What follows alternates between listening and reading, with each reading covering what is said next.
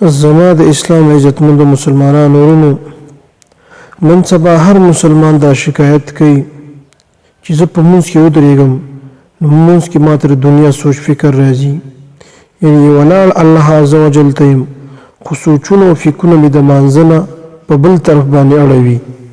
نو آیا دا چې څه عمل شته چې په دې مونځ کې زما خشوع او خضوع دا برابر شي؟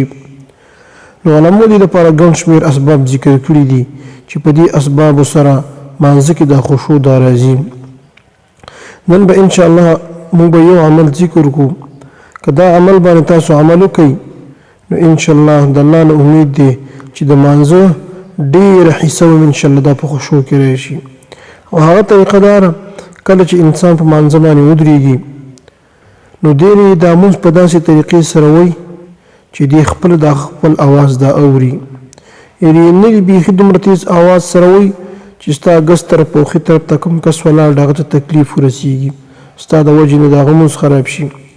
او نه دې دومره په قلار وایي چې دی خپله په دې مونځ نه پوهېږي، بلکې داسې مونځ دې وایي چې دی دا خپل قرت خپله صرف اوري.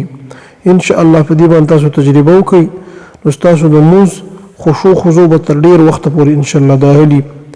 چې اوچت اواز سره مونځ وي نو ستا دا سوچ فکر تا نه بل طرف ته نشي تللی، بیا به ته لازم خپل مونځ ته سوچ فکر کې.